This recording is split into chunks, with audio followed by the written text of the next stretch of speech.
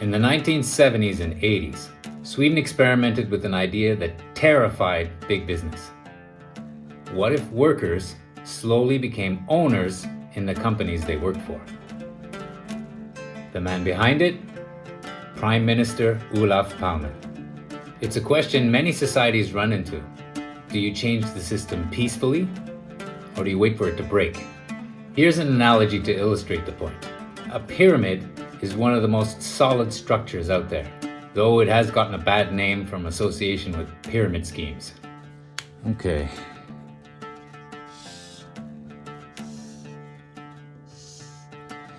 If you assume there will always be wealth inequality, assuming legitimately so because some people are just more capable than others, then the majority will be poorer at the bottom of the pyramid, and there are progressively fewer as you raise to the top of the pyramid where the wealthiest are.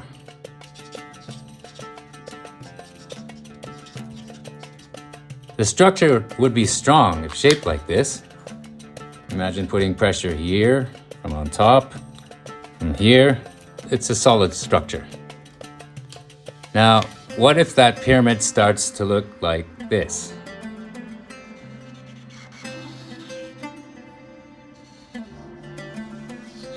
Okay, I'm not much of an artist here, but you get the idea. Where the middle gets squeezed out, so the vast majority are at the bottom, and there's like almost a spike in the center. How stable is that structure? Now, maybe for pressure from the top, it will handle that, but any other place. And what happens when it breaks? A revolution? A civil war? The French and Russian revolutions, classic examples, saw a toppling and a massacre of the ruling elite classes, and the formation of a new system. In France, you know if you've read the history, the guillotine. Poor guy. His name is forever associated with an instrument of execution. I mean, they don't call the electric chair the Southwick or the Edison. Guillotine just wanted a more quick and humane way of executing criminals, instead of a guy with a black hood on and a big axe. Can you imagine if he missed? Ooh. Ugh. Anyhow, the revolution happened, and they started from the top and worked their way down, all the way to the peasants and workers. Starting with King Louis XVI and Queen Marie Antoinette, they executed maybe 15,000 or more people in the Reign of Terror, until people finally got fed up and executed Robespierre, its main proponent. That's poetic, isn't it? The main guillotiner gets guillotined.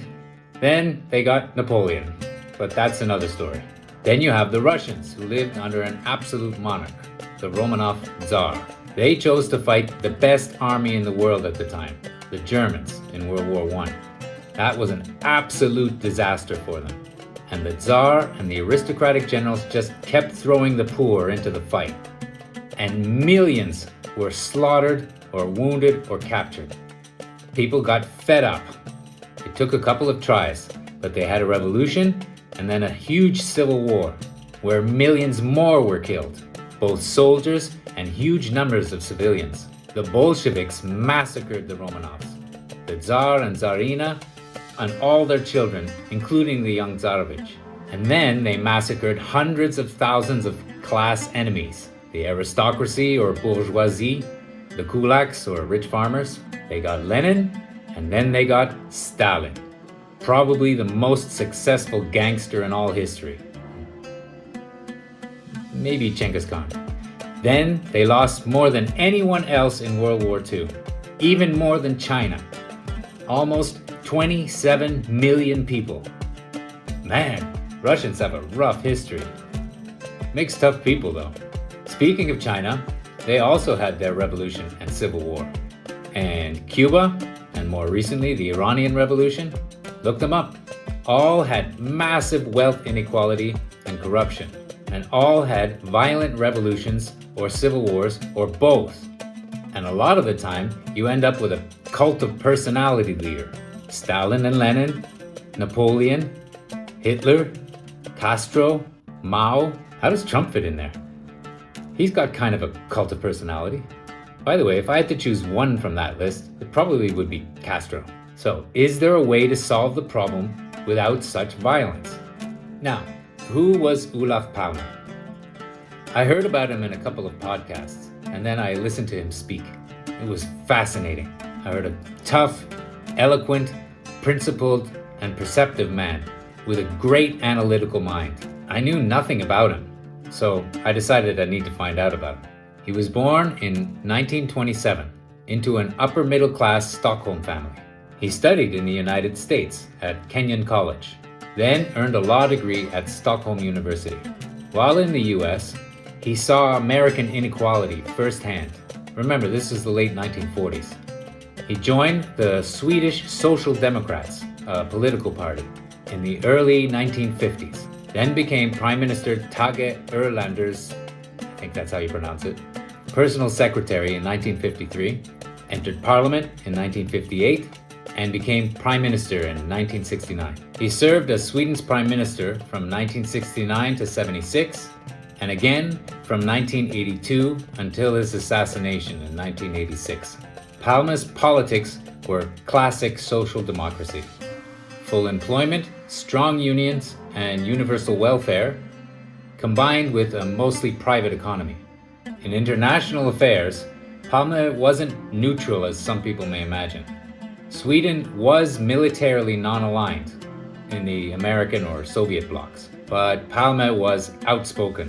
He sharply criticized US bombing in Vietnam, Cambodia, and Laos, and its many interventions elsewhere, and also Soviet repression in Eastern Europe, like Hungary in 1956, or Czechoslovakia in 68, or the invasion of Afghanistan in 79, and apartheid South Africa, and the Franco regime in Spain, even calling them goddamn murderers, the Pinochet regime in Chile, and dictatorships in general. This gave him a reputation for being morally outspoken and earned him many enemies. However, he also gained an international reputation for peace, disarmament, and diplomacy. Even when he wasn't prime minister, he was active internationally. He chaired the Independent Commission on Disarmament and Security, arguing that ideas of a victorious nuclear war were dangerous and irresponsible, and pushed practical steps to slow the arms race. By the way, at its peak when I was growing up in the 1980s, there were about 65 to 70,000 nuclear warheads globally, enough to destroy the entire civilization multiple times over, with figures between 10 to 50 times, according to scientists or analysts. That number has now been reduced to maybe 12 or 13,000. A significant improvement. I mean, how many times can you blow up the world? In 1983, near the peak of nuclear armament, a movie came out called The Day After. If you haven't seen it, look it up and watch it. It happened in a year of extreme international tension that followed a NATO exercise which mistakenly caused the Soviet Union to fear a real nuclear strike.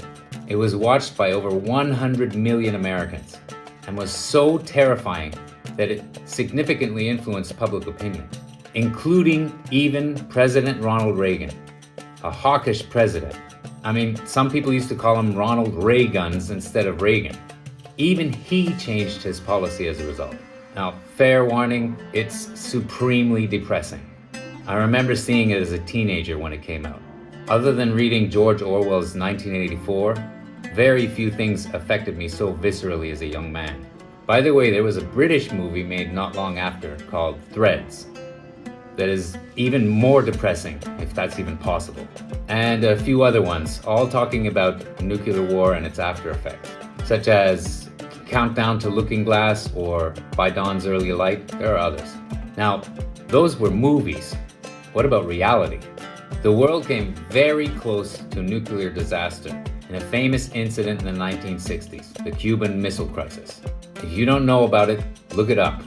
During this crisis, were it not for a Soviet officer named Vasily Arkhipov aboard a Soviet submarine in the waters around Cuba, who refused to give his consent to the order of the captain, who believed World War III had begun while they were terrified being bombed by depth charges. Arkhipov refused to launch their nuclear payload. His consent was required.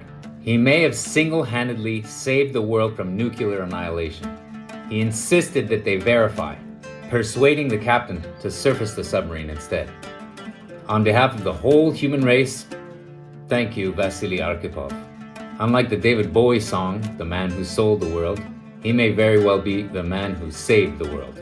Another Soviet officer, Stanislav Petrov, also prevented a nuclear holocaust in 1983 by correctly identifying a malfunctioning satellite system warning of a mass attack as a false alarm, rather than launching a retaliatory attack.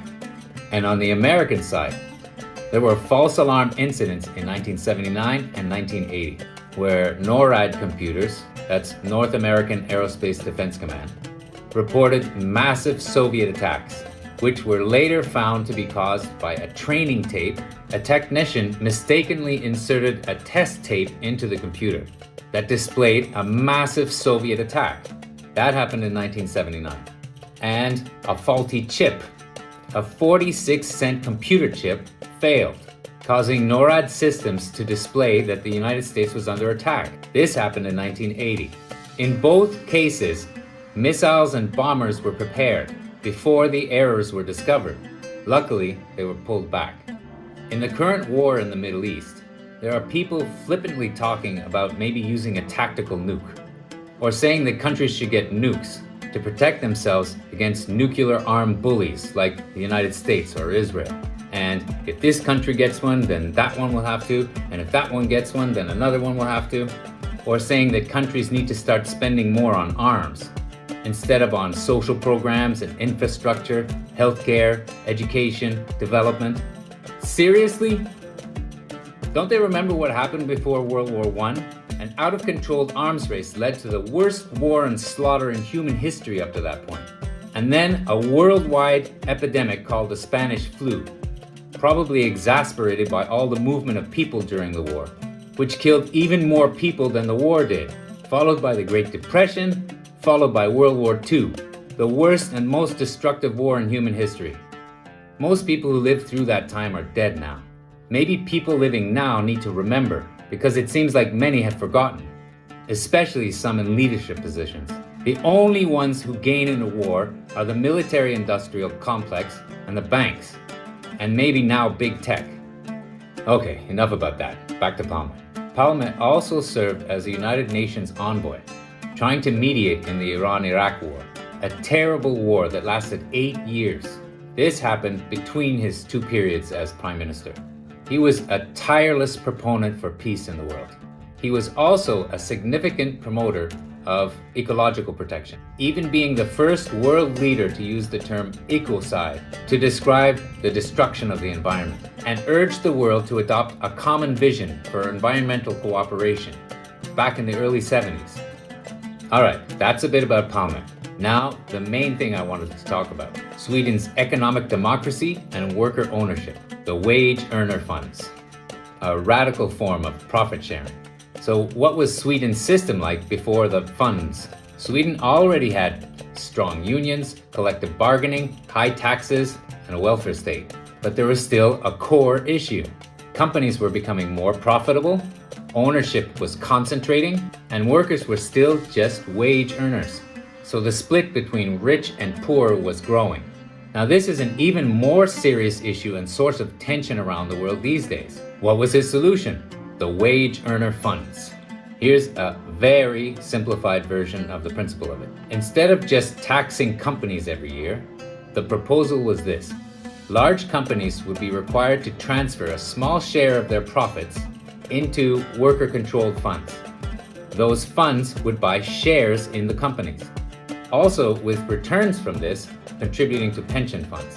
Over time, slowly, workers would collectively own a growing stake in the companies they worked for.